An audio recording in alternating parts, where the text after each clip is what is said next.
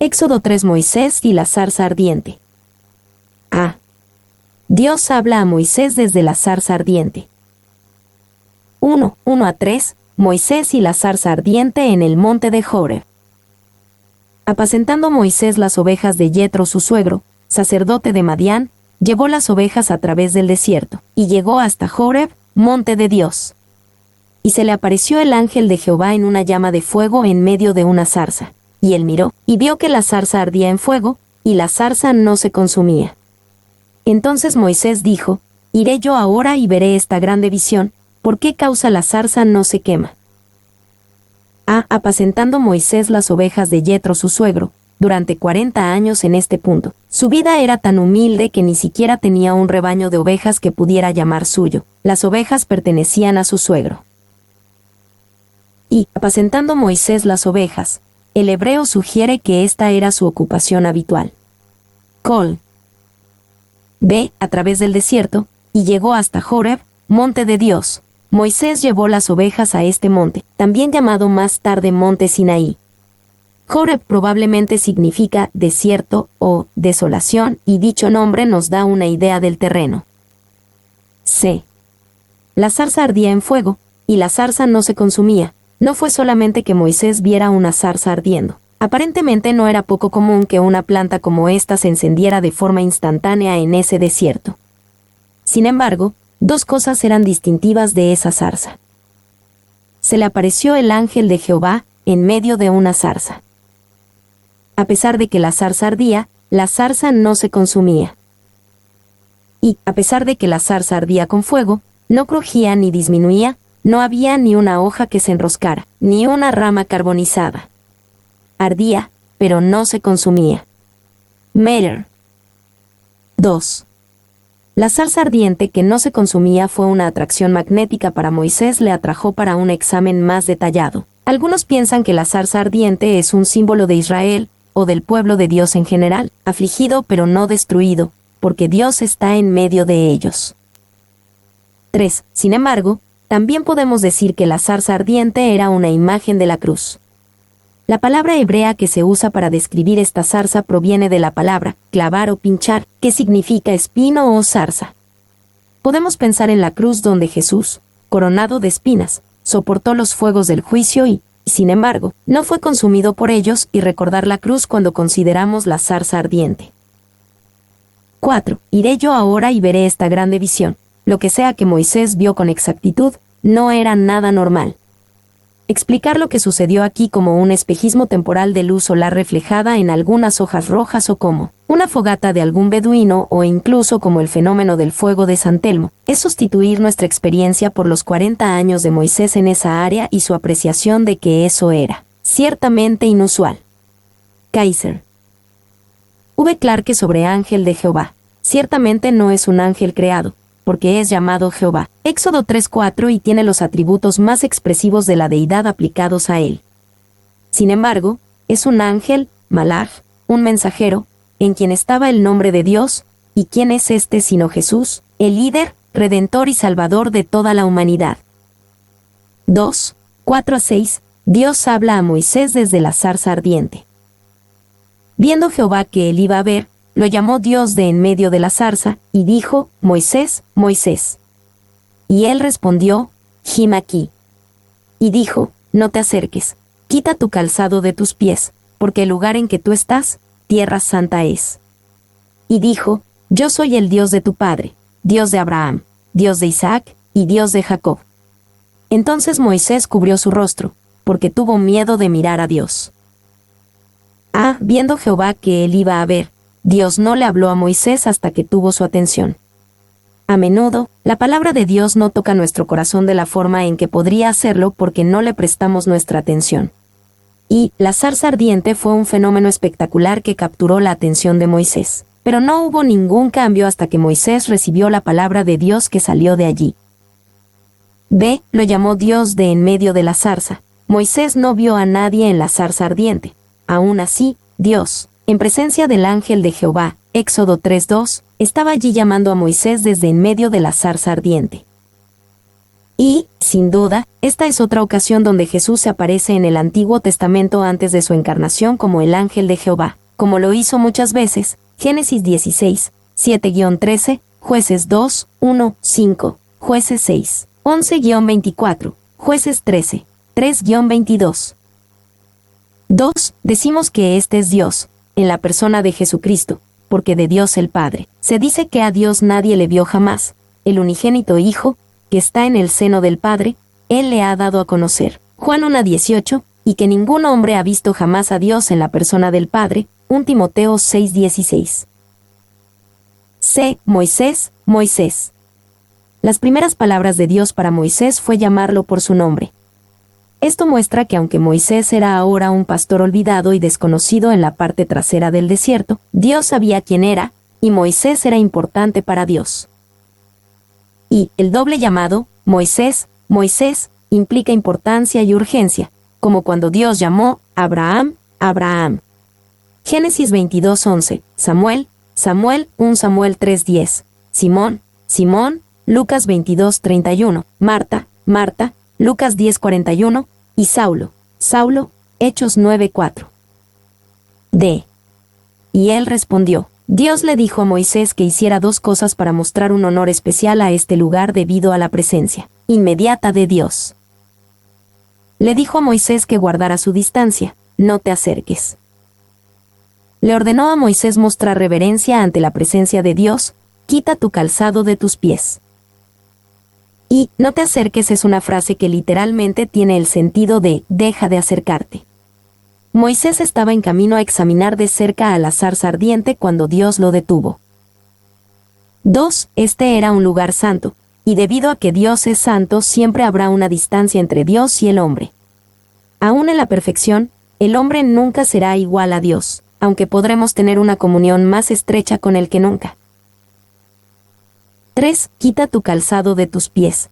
Quitarse las sandalias mostraba una humildad apropiada, debido a que los más pobres y necesitados no tienen calzado, y los siervos por lo general iban descalzos. También reconocía la presencia inmediata de Dios. En muchas culturas uno se quita el calzado cuando entra en la casa de alguien, y Moisés ahora estaba en la casa de Dios, un lugar de su presencia inmediata. 4. Ya que la suela debe gustar del polvo, la gravilla y la arena sobre el pie cuando se viaja, lo cual era incómodo. De ahí la costumbre de lavarse frecuentemente los pies en los países donde se usaban estas sandalias. Quitarse los zapatos era, por tanto, un emblema de dejar a un lado las contaminaciones contraídas al andar por el camino del pecado. Clarke.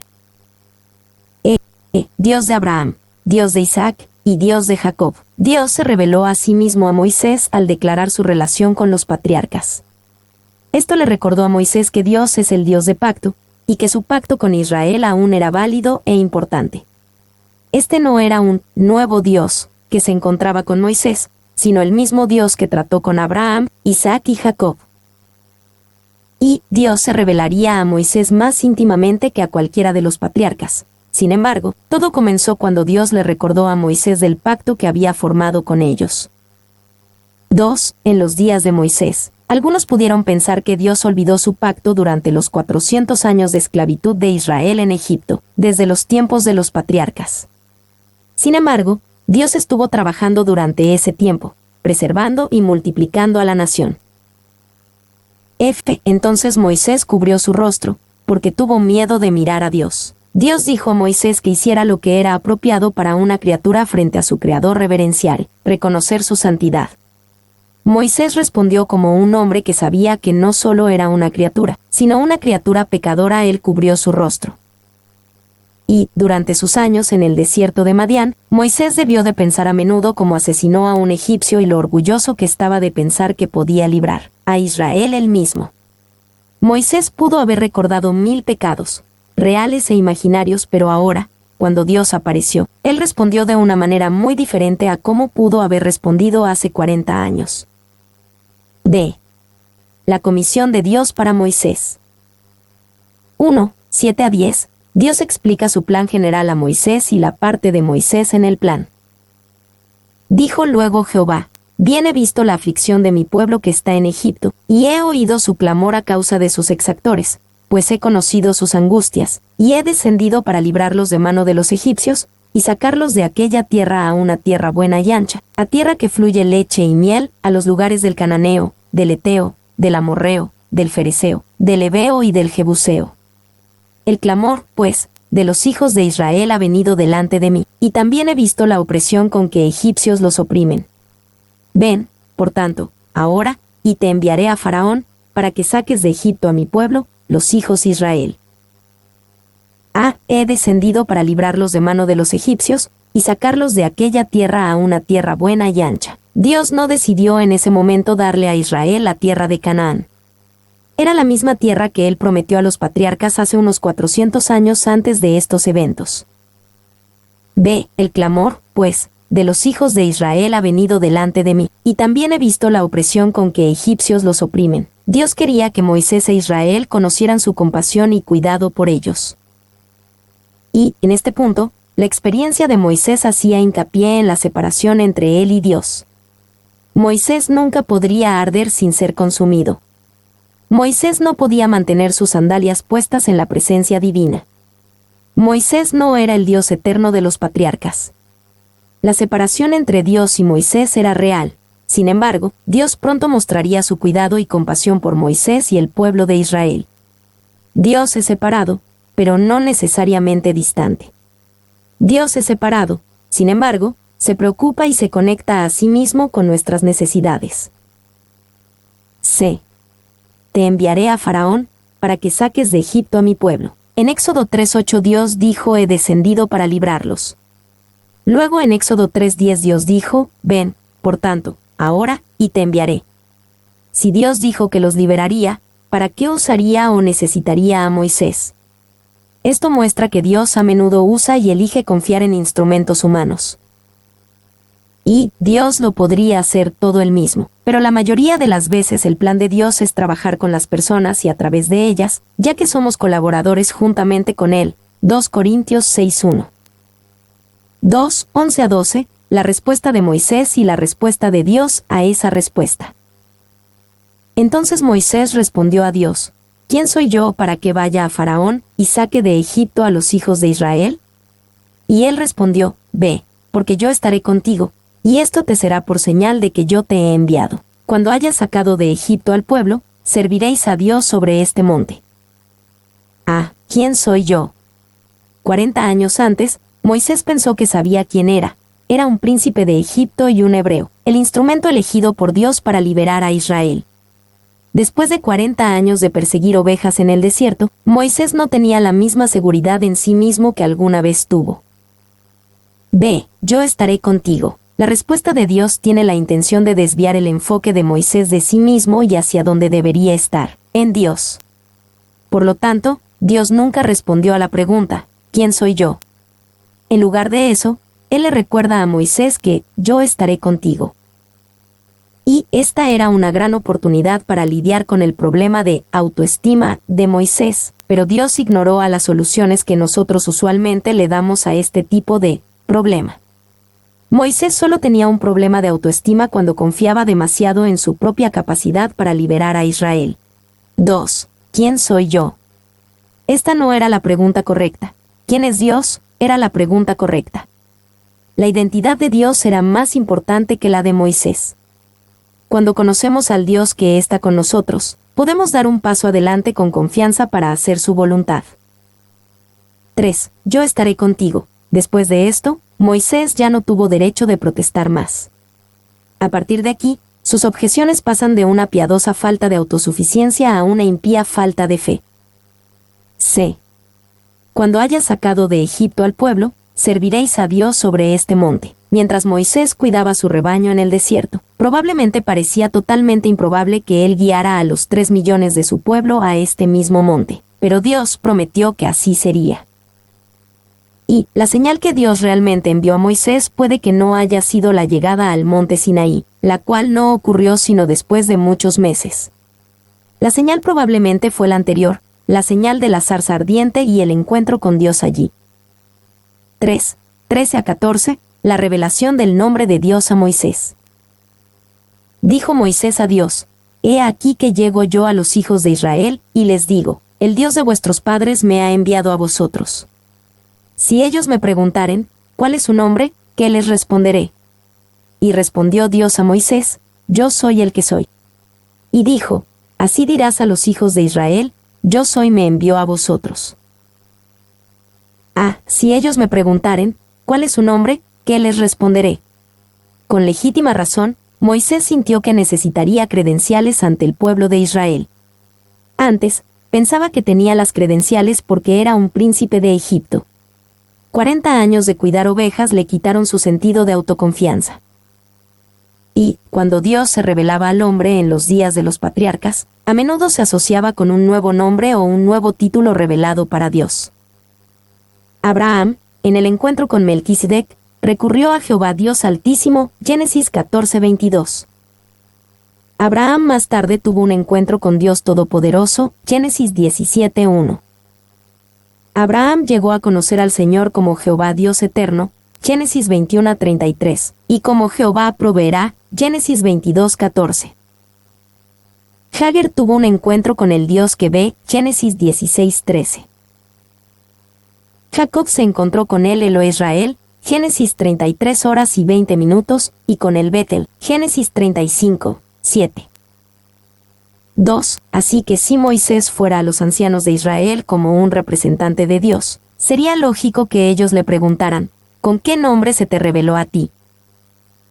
B. Y respondió Dios a Moisés, yo soy el que soy. Puede parecer absurdo referirse a uno mismo con la frase, yo soy el que soy, aún así se revela algo importante acerca de Dios que Él no tiene igual. Y, no hay equivalente para Dios sino únicamente Dios. Si colocas a Dios en un lado de tu símbolo de la ecuación, carita feliz vertical, no hay nada que poner en el otro sino a Él mismo. Meller. 2. Lo más cercano que llegamos a un equivalente es decir, Dios es amor, 1 Juan 4:8, 4:16. Sin embargo, eso no es exactamente un equivalente, porque no puedes darle la vuelta y decir, el amor es Dios. Dios es amor, pero también es más grande que el amor. 3. Este nombre yo soy el que soy está conectado con el nombre de Yahvé. Esta oración concisa es claramente una referencia al nombre YHWH. Probablemente, Yahvé, se considera una abreviatura de toda la frase y una combinación de la oración en una sola palabra. Col. 4. Yahvé no era un nombre nuevo, ni un nombre desconocido aparece más de 160 veces en el libro de Génesis. El nombre de la madre de Moisés era Jocabed, que significa Yahvé es mi gloria. Moisés e Israel conocían el nombre de Yahvé. Dios no le dio a Moisés un nombre anteriormente desconocido de Dios, sino el nombre que ya antes habían conocido. Dios los llamó de regreso a la fe de los patriarcas, no a algo nuevo. V. En el mundo de habla inglesa, durante un tiempo la gente pronunció Yahvé como Jehová. Los judíos piadosos de años posteriores no querían pronunciar el nombre de Dios por reverencia, así que dejaron las vocales fuera de su nombre y simplemente decían la palabra Señor, Adonai, en su lugar. Si las vocales de la palabra Adonai se ponen sobre las consonantes de YHWH, puedes obtener el nombre de Jehová. Todo esto vino mucho después. En los días de la Biblia, el nombre era pronunciado como Yahvé o Yahvé. Si yo soy me envió a vosotros. Dios le dijo a Moisés que su nombre era Yo soy debido a que Dios simplemente es. Nunca hubo un tiempo en donde Él no existiera, o un tiempo donde deje de existir. Y el nombre de Yo soy contiene la idea de que Dios es completamente independiente, que no depende de nada para la vida o existencia. Isaías 40, 28-29, Juan 5:26. Los teólogos algunas veces llaman a esta cualidad aceidad. Esto significa que Dios no necesita a nadie ni a nada, la vida está en Él mismo. 2. Está también conectado con la idea de que Dios es eterno e inmutable. Estrictamente hablando, no hay un tiempo pasado ni futuro en el vocabulario divino. Cuando Dios parece utilizarlos, es solo una manera de acomodarse a nuestros limitados horizontes. Meller. 3. También inherente a la idea detrás del nombre de Yo soy es el sentido de que Dios es el que se convierte. Dios se convierte en lo que sea que carezcamos en nuestro tiempo de necesidad.